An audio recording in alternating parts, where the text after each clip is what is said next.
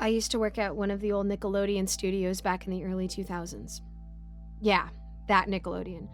The slime, the orange splats, the cartoons that raised a whole generation. You're probably wondering why I'm only talking about this now. Why I've kept quiet for almost 25 years. I'll tell you. But you need to know my story first.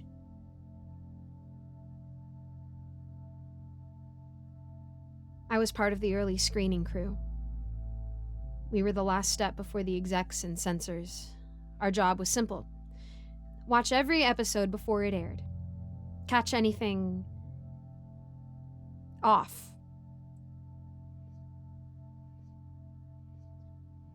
September 1st, 2000. I got a call at 3:06 a.m. It was my boss, Mr. Fawn, demanding I come in immediately to preview the Season 2 premiere of SpongeBob. Just episode 1. I asked why so late. He didn't answer. Just said, "Get here, now." I didn't argue. I needed that job. Rent was past due, and I didn't want to crawl back to my mom's basement. I threw on my jacket and headed out the door. Wait, no keys. Dang it. I ran back inside, and that's when I noticed it. A low hum. Not mechanical, not electrical, just wrong. My living room was glowing with this faint blue light. I walked in, confused. The TV static, not the regular white noise. Blue static, like the screen was underwater. The air smelled sweet, but old, like lavender and pumpkin. And mold, my candles. I always lit those around fall. It made the place feel cozy. But this wasn't cozy, this was cold. As I approached the screen, I swear, I heard laughter. Not a chuckle, not a giggle. Laughter. Like a recorded loop of joy twisted into something evil. I shut it off. I told myself it was just a signal hiccup. And then I left.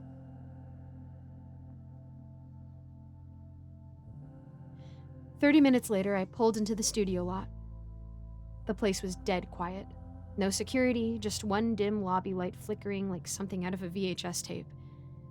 There was a note on the front desk. It was from Amber, one of the security guards. We were close.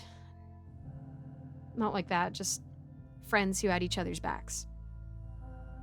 "Adam, Mr. Fawn told me to let you in and step out for the night. Weird, right? But he said you'd take over. Lock up by 6 a.m. Amber." Next to the note was a DVD. Plain white, no logos, no markings. Except, in black marker, barely legible, "The sponge is God." And a stick figure drawing of SpongeBob, colored in red. My stomach dropped. I walked down the hallway toward the screening room. Didn't even think to flip the lights on. Everything felt heavy, thick air. Every footstep felt like it echoed longer than it should have. When I entered the screening room, the shadows swallowed me. Even when I flipped on the lights, it still felt dark. And that's when I saw it. A yellow blur in the corner of my eye. I turned fast. Nothing. Sleep deprivation, I muttered. But I didn't believe that. Not really. I sat down, slid the DVD into the player. It whirred, loud, broken. Then it started. The SpongeBob theme came on. Only, it was wrong. Slowed to a crawl. The music warped like it was being played underwater. Gurgled, distorted. The instruments weren't cheerful, they were sharp, dissonant. And then SpongeBob came on screen to play the final note on his nose like always. But this time, his nose snapped off. No sound effect. Just a sickening crack. And then for a single frame, his eyes flashed blood red. I screamed, "What the heck?" I couldn't breathe. I'd seen stuff like this in other stories, but this felt personal. This was real. The episode started. SpongeBob and Patrick standing at Squidward's door, begging him to come outside, repeating over and over, "Please come out, Squidward, please, it's fun outside." Then their voices broke into sobs. Hyper-realistic crying. Not cartoonish. Human. And then the door creaked open. Squidward's body slumped. Knife in his chest. The camera zoomed in.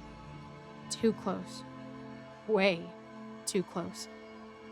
Hyper-realistic blood, mucus, flies buzzing around his bloated face. His eyes were crusted shut, lips blue. I gagged. And then I puked. Suddenly, a shriek, high-pitched, bone-shattering. I looked back at the screen.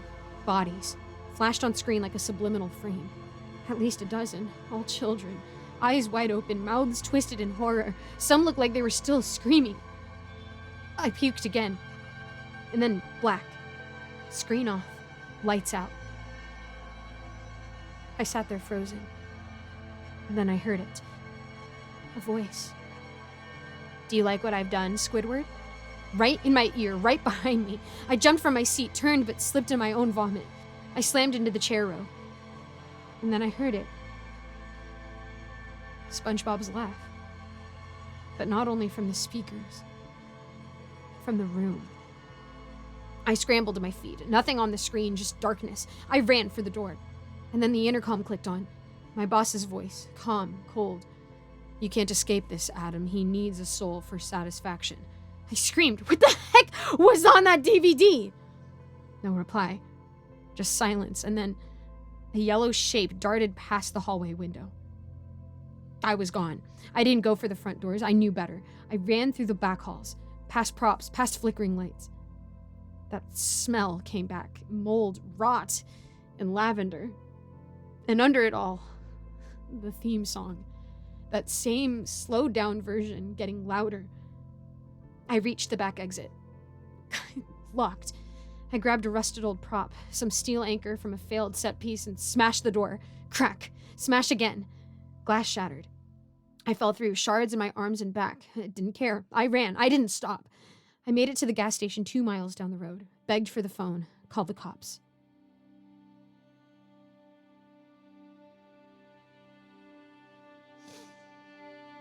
Did I tell them SpongeBob tried to kill me?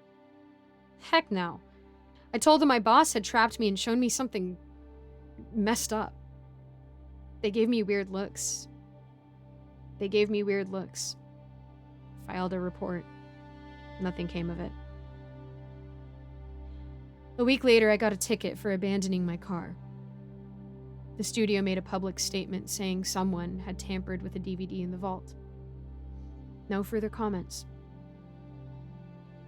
The building was quietly shut down the following year.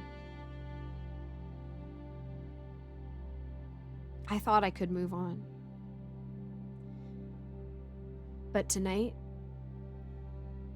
August 5th, 2025, I heard something from outside my bedroom door.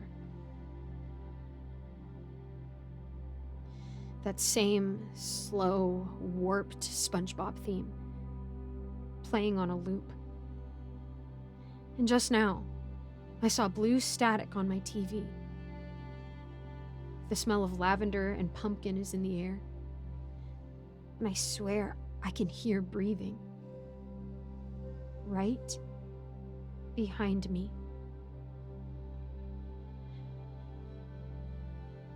He still needs a soul.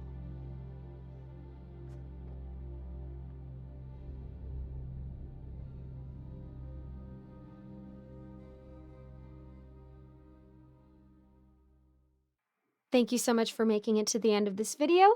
A quick shout out to my patrons, Old Penguin, Rinku Star, Melissa Perez, Icy Narrates, Seven Cities Journalist, Cupcake Hips, Eric Cifuentes, Alonso, Austin My Love, Ellie Hutmeyer, Jesse Hartley, Lawrence Wallen, Mr. Sankofa, and William Hartley. I always try to link a different charity in the description, so go ahead and check that out. I'm also going to start having more things on my Patreon soon, so keep your eyes peeled. And as always, I'd love to know how I can be praying for you, so go ahead and drop a comment and let me know how I can do that. Thank you so much, and I hope to see you in the next video.